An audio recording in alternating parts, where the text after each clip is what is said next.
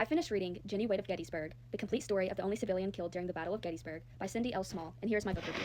Mary Virginia Jennie Wade. Jennie was the only Gettysburg civilian to be killed outright during the battle. In 21st century wars, civilian deaths are very common, but during the Civil War, citizens were usually unscathed if they were able to stay out of harm's way. However, on July 3rd, Jennie was kneading dough for biscuits at her sister's home on Baltimore Street when she was killed instantly as a bullet passed through two wooden doors and struck her heart. That, unfortunately, is usually all visitors hear about this Gettysburg Maid, a mere sentence or two. Now, with this book, Jennie Wade of Gettysburg, The Complete Story of the Only Civilian Killed During the Battle of Gettysburg, a visitor seeking more of her story may now be satisfied. The author has investigated as many sources as possible to write the full saga of Jennie's life, death, and all three burials. So I visited Gettysburg this summer for a college visit to Gettysburg College, and I absolutely fell in love with the town, and the college as well, which I get to go back up there for the second time this October. Obviously, the Jennie Wade house was one of the first things on my list, and I have just been so intrigued by her story. Right off the bat, I have to say this in my review, what struck me immediately, and may both have the favorite psalm. I will be reading this from my Tanakh. If you don't know what the Tanakh is, some people will refer to it as the Hebrew Bible, but basically it contains the Torah, which is the 5 books of Moses, the prophets, and the writings. You can find psalms and the writings. The Lord is my light and my help. Whom should I fear? The Lord is the stronghold of my life. Whom should I dread? When evil men assail me, to devour my flesh, it is they, my foes and my enemies, who stumble and fall. Should an army besiege me, my heart would have no fear. Should war beset me, still would I be confident. So when I was reading this in the book and it said this was her favorite psalm, I was like, that is my favorite psalm. And I can only assume this was hers because obviously she's a young girl living through the Civil War, and now war has just been brought to her town where she has lived her entire life. And my reason for this being my favorite psalm is I am a Jew living in the diaspora during a huge surge of anti-Semitism that I never would have ever thought I would have to see. Because this should be the anti-Semitism of the past and my ancestors, but here I am seeing it with my own eyes and experiencing it. So, and obviously the war in Israel, this just brings a lot of comfort. And for her, I can assume, even though she was a Christian, we both still have that part of us where we can relate. Now, obviously for her, her experience, she was literally living in a war in what would become the bloodiest and deadliest war of the Civil War, and she lost her life because of it. But it's really interesting to think how this psalm probably gave her comfort during that time, as it gives me comfort during this time in the 21st century. If I were to ever do a project about somebody in the Civil War, or just something about the Civil War, I would definitely do a project on her.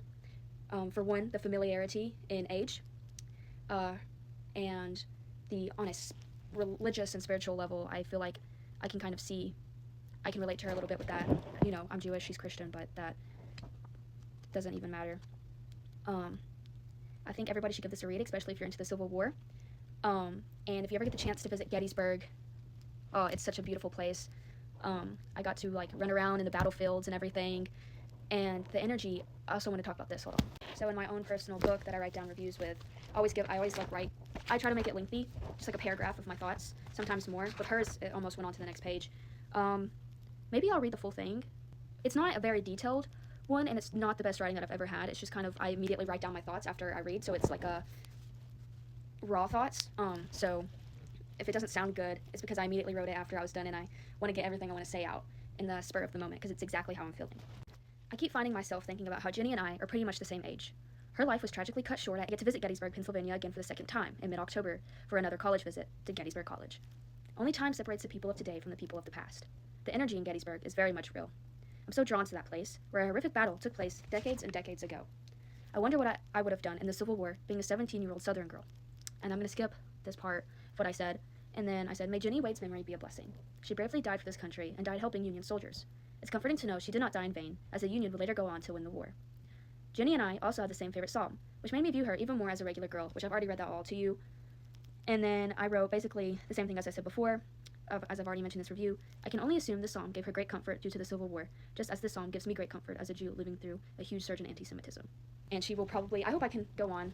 Obviously, I will never live up a legacy such as her, but she died for this country and impacted it in a positive way, and I hope I can leave this world impacting it in a positive way, doing something such as that.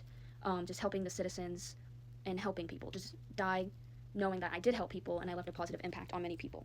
So yeah, that is my book review. The only reason why I gave this an 8 out of 10 in my personal book is because it was just a tiny read, a small, short read. The person, Cindy, could have definitely made this a much, much more lengthy book, but I'm assuming this person is not, I didn't do any research on the author, but this is a book that could have gone on for over 300 pages, especially with how many things she's talked about.